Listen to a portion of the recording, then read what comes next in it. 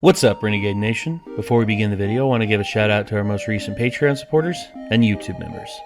Goliath Burrito, Forbidden Fan 12, Steven Stanton, Kent9 Dave 69, Saturn Coon, Fishcake, Nicholas A. Montgomery, Tatcap, Johann Stenfeld, Anthony, Russell Kanai Ueker, Luis A. Sandoval, Samaran 1, Shane Lindroth, Firefox 2590, Crispy Bacon, D, Evo, Jasmine Taylor Studley, Scav King, Zombie, Stinging Shadow, Cursing Throne 92, Jacobus 92, Owen, The One Who Crawls, Cesar Valentine, Joshua Suzik, Travis Tennant, Malik, JPC2, Jacob W, Alex Cole, Joshua Wire, Malik Black, Kiki, and as always I want to give a shout out to our executive producers Bevan Brummett and Vincenzo. Thank you all very much for your support. If you want to become a YouTube member, click the join button which is down by the subscribe button down below, and if you wish to become a Patreon supporter, click the link in the description to find out more. We'll see you there.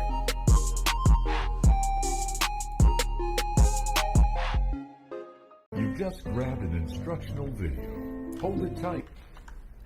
Hey Chad, look, it's you. Wow. Yeah, some people can get really angry. Really fast. 5 minutes later. 12 seconds later. Yeah. Oh. Oh my god! Help! Chad, help me!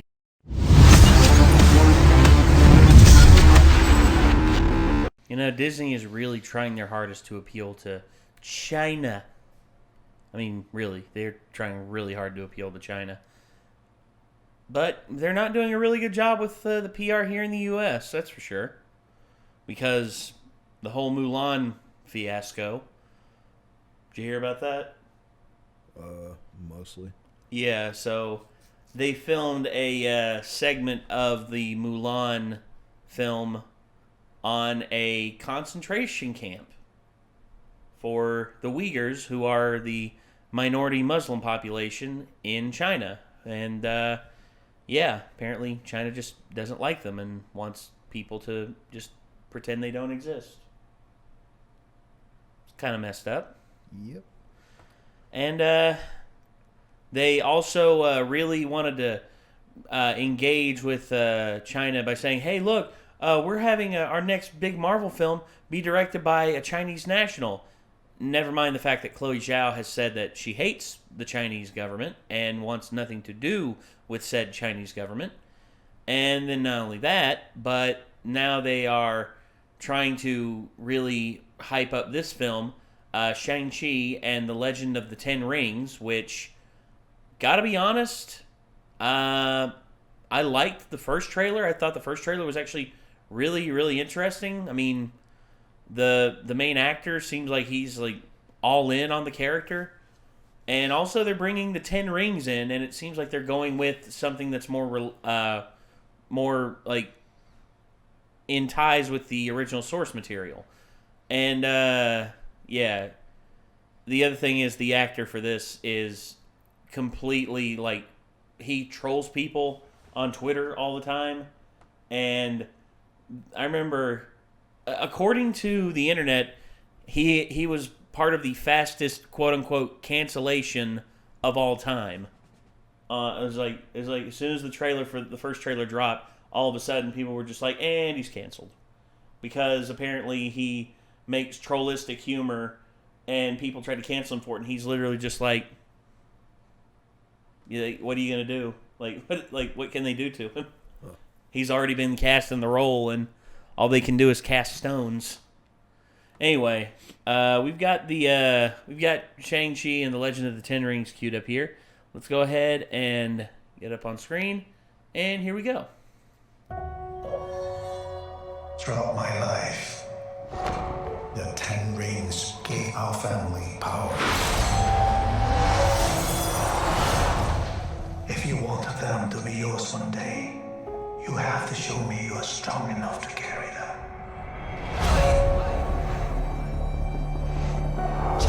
You are a product of all who came before you. Michelle Yeoh. Nice. The legacy of your family. You are your mother, like it or not, you are also your father.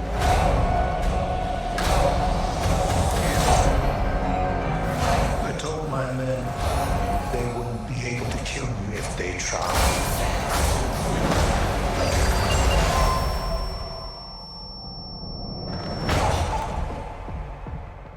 Glad I was right. You're just a criminal who murders people. Be careful how you speak to me, boy.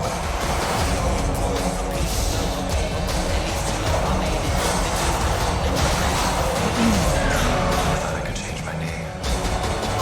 Start a new life. But I could never escape his shadow.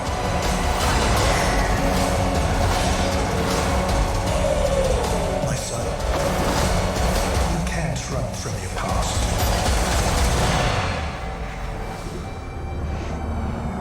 Oh, a dragon.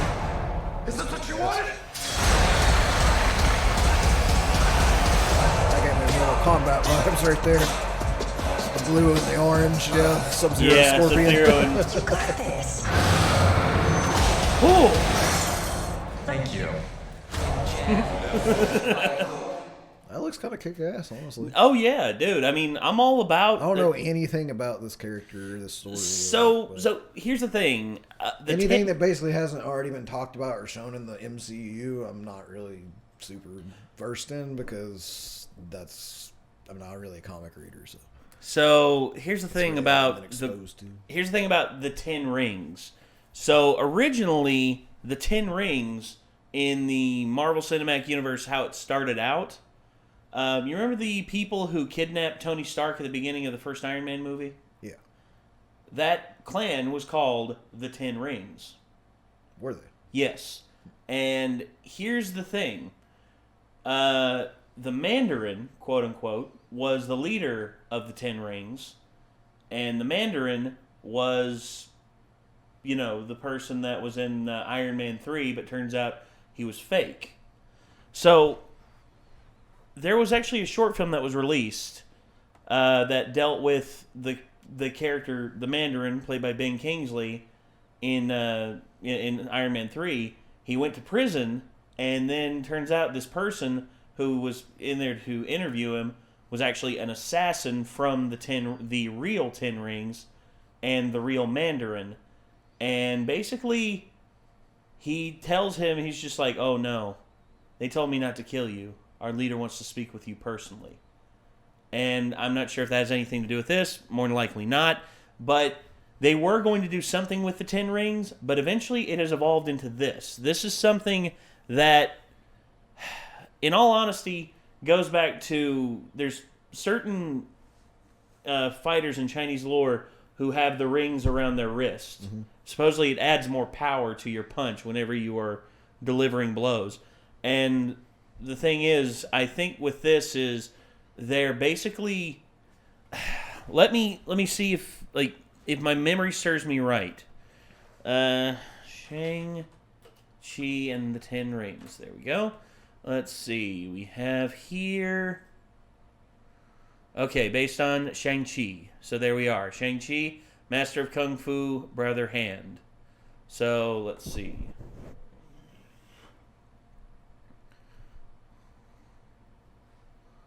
There we are. His own standalone movie. Shang-Chi and the 10 Rings. Son of the fictional villain Fu Manchu. Okay. That's... I forgot about that.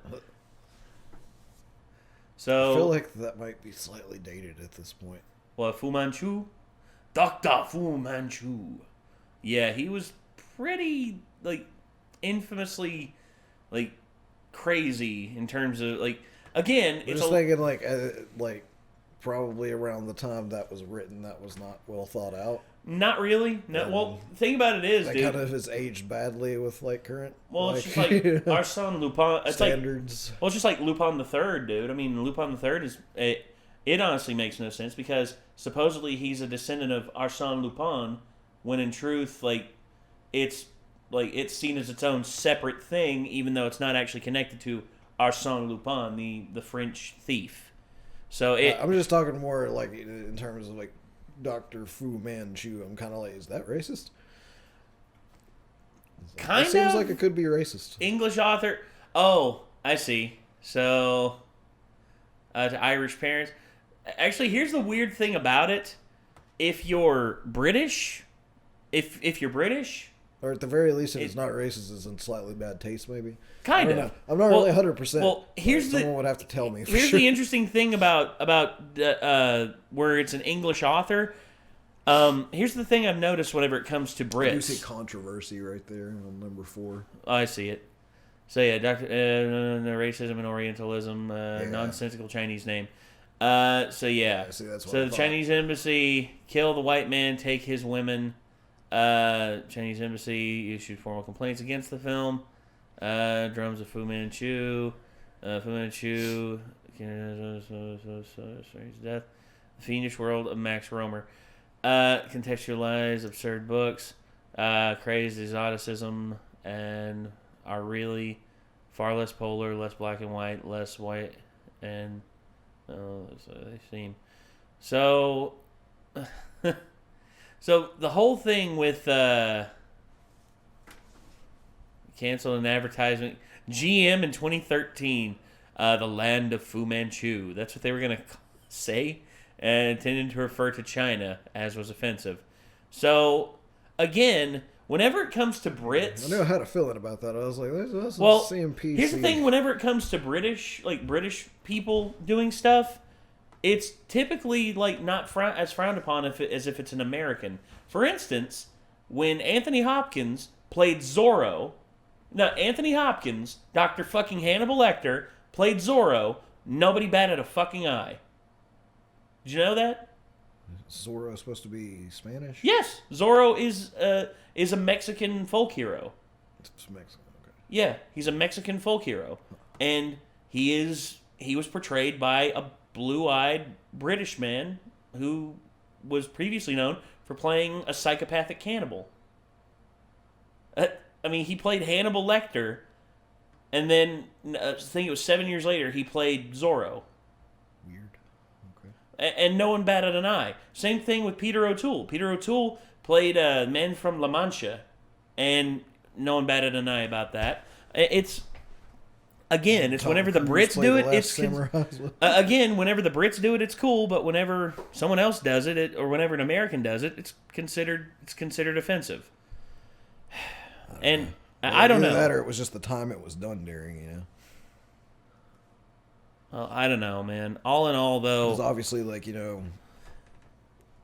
10, 15 years ago, people weren't raising quite as big of a fuss about things as they do nowadays. So. In all honesty, dude, we as a society just have to embrace the world that came up around us and strive to do better. You can't just push it aside and pretend it didn't exist. That's the thing. The Fu Manchu, like, as much as I just don't see, like, if you're acknowledging it's like, well, that was in poor taste, clearly. Yeah. And you're acknowledging that, it's like... Why can't you just laugh about, like, how stupid people were back then and the fact that we've grown from that? And in all honesty, I wouldn't have laughed my ass off so we need hard. to, like, ban that and remove it from existence. Also, I wouldn't have laughed my ass off so hard at you know what? Maybe Rob Zombie should apologize for his whole Fu Manchu thing. Did you know that? No. Yeah. During the Grindhouse movie, it was Planet Terror and fucking Death Proof. They had these little in-between trailers, and one of them was a Rob Zombie fake trailer called Werewolf Women of the SS. And in it, one of the main villains was Dr. Fu Manchu, played by Nicolas fucking Cage. I wish I were joking, but it is true. You want to see it? You want to see it real quick? Hey, a little bonus reaction here for you.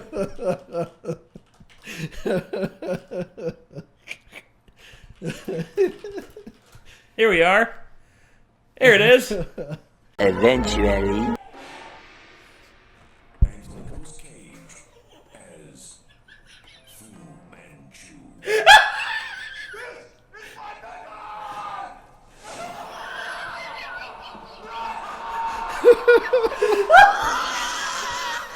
That's pretty damn racist.